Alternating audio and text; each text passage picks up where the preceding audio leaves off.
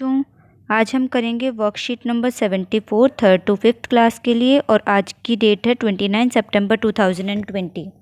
यहाँ बच्चे अपना नाम लिखेंगे, क्लास एंड सेक्शन और अपने टीचर का नाम। आज की हमारी वर्कशीट का नाम है दीपा मलिक। आप लोगों को याद होगा पिछले हफ्ते हम लोगों ने वर्कशीट की थी मिताली राज पर। वो भी एक स्पोर्ट्स पर्सन है और ये भी एक स्पोर्ट्स पर्सन है। दीपा मलिक का जन्म 30 सितंबर 1970 में हरियाणा में हुआ। वे भारतीय खिलाड़ी हैं। 30 वर्ष की उम्र में उनके शरीर का निचला हिस्सा सुन्न हो गया। उसके बावजूद भी उन्होंने कभी हिम्मत नहीं हारी। उन्होंने दुनिया को दिखाया कि दृढ़ निश्चय और परिश्रम से हम किसी भी ऊंचाई तक पहुंच सकते हैं। उन्होंने राष्ट्रीय और अंतर्राष्ट्रीय प्रतियोगिताओं में खूब सारे पदक जीते हैं, जिसमें 33 स्वर्ण तथा 4 रजत पदक शामिल हैं। रियो पैरालंपिक्स खेल 2016 में दीपा मलिक ने शॉट पुट में रजत पदक जीतकर इतिहास रचा।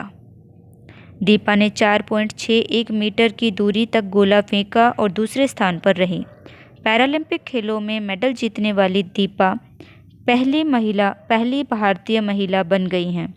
उनकी उपलब्धियों के कारण भारत सरकार ने 2017 में उन्हें पद्मश्री से सम्मानित किया। अब आप लोगों ने इसमें कौन से गेम के बारे में पढ़ा? शॉट पुट के बारे में। तो यहाँ पर दिया गया है शॉट पुट के बारे में कि शॉट पुट क्या होता है, कौन सा खेल होता है। शॉट पुट खेल में एक भारी गोला फेंका जाता है। जिसका गोला सबसे दूर जाता है वह खेल जीत जाता है। अब हम करेंगे हमारे क्वेश्चंस। फर्स्ट क्वेश्चन में हमें दिया गया है, आप इसी तरह का एक खेल एक पुरानी अखबार या फॉइल पेपर की गेंद बनाकर खेल सकते हैं। एक रेखा बनाइए, उस पर खड़े होकर अखबार की गेंद को सीधा फेंकिए। जहां आपकी गेंद गिरे वहां तक की दूरी को सूतली से नापिए। यदि आपके पास सूतली ना हो तो आप इंची टेप की मदद से भी दूरी नाप सकते हैं। हम लोगों ने लास्ट जो वर्कशीट पिछले हफ्ते की है उसमें सूतली बनाई भी थी। आप लोगों ने मैथ्स की वर्कशीट में बहुत सारी चीज़ों को नापा था, जैसे कि टेबल, बेड, ये सारी चीज़ें। तो आप उस सूतली का इस्तेमाल कर सकते हैं, नहीं तो आप इंची टेप का भी इस्तेमाल कर सकते हैं। सेकंड क्वेश्चन में हमें दिया गया है, अपने टीचर की मदद से पता लगाइए कि पैरालंपिक खेल ओलंपिक खेल से कैसे अलग हैं। तो बच्चों, पैरालंपिक खेल क्या होते हैं? पैरालंपिक खेल वो होते हैं जिसमें जो पैरालाइज्ड होते हैं या फिर जिनको शारीरिक या मानसिक कोई कमी होती है वो प्लेयर्स आते हैं। ओलंपिक खेल में वो लोग आते हैं जिनको कोई भी कमी नहीं होती। लेकिन पैरालंपिक खेल में अगर हम ओलंपिक खेलों में ही ऐसे लोगों के खेल कराएं तो आप लोगों को ये बात पता होगी कि अगर हम अपने से एग्जाम्पल लें कि हम एक बहुत बड़े बच्चे के साथ और खुद एक बहुत बड़े बच्चे के साथ अगर हम खुद को कंपेयर करें तो हम उस गेम में हार जाते हैं ना। ऐसे ही पैरालंपिक खेल में अगर हम ओलंपिक खेलों में ही बिना कमी वाले और कमी वाले लोग दोनों एक साथ खेलेंगे तो कमी वाले जो लोग हैं जिनको शारीरिक कमी है वो तो हार जाएंगे।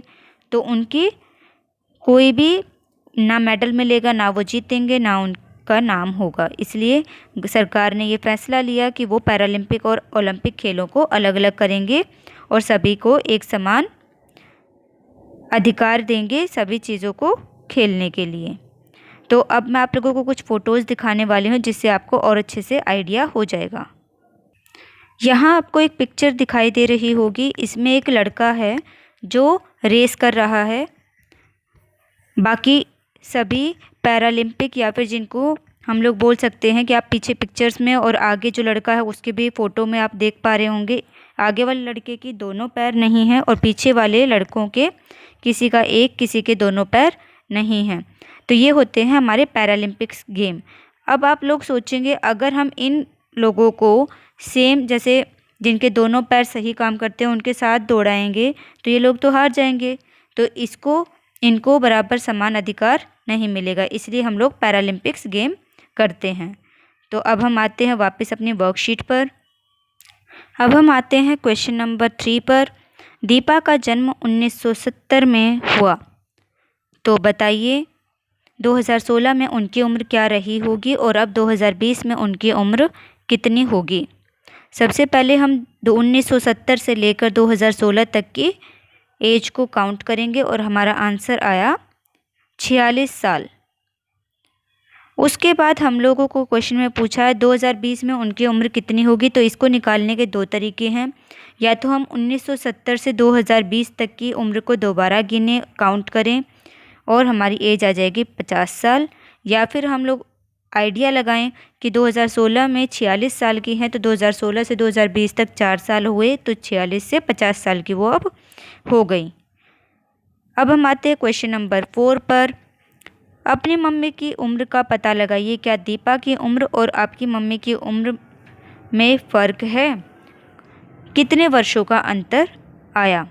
तो आप अपनी मम्मी की एज पता करेंगे और फिर देखेंगे कि वो 50 साल की हैं या 50 साल से बड़ी हैं या छोटी हैं, और फिर आप देखेंगे कि कितने साल का डिफरेंस है। अब हम आते हैं क्वेश्चन नंबर 5 पर। पता लगाइए कि स्वर्ण, रजत और कांस्य पदक प्रतियोगिता में कौन कौन से स्थान पर आने पर मिलते हैं। तो इसके लिए हम लोगों ने यहाँ लिखा है, अगर कोई प्लेयर फर्स्ट पोजीशन पर आता है तो उसको स्वर्ण पदक मिलता है। इंग्लिश में अगर हम बोलें तो गोल्ड मेडल मिलता है। नेक्स्ट है, अगर कोई सेकंड पोजीशन पर आता है तो उसको रजत पदक मिलता है, यानी कि सिल्वर मेडल। और थर्ड पोजीशन पर अगर कोई आता है तो उसको मिलता है कांस्य पदक, यानी कि ब्रॉन्ज मेडल। अब हम आते हैं क्वेश्चन नंबर 6 पर। दीपा ने 33 स्वर्ण और 4 रजत पदक जीते हैं। कुल मिलाकर उन्होंने कितने पदक जीते हैं? 50 पदक जीतने के लिए उन्हें और कितने पदक जीतने होंगे?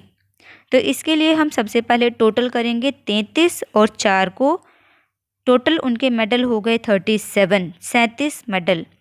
अब उन्होंने पूछा है 50 पदक होने में और कितनों की ज़रूरत पड़ेगी। तो 50 में से अगर हम 37 को घटा दें तो हमारा आंसर आ जाएगा 13 मेडल की और उनको ज़रूरत होगी 50 पदक करने में।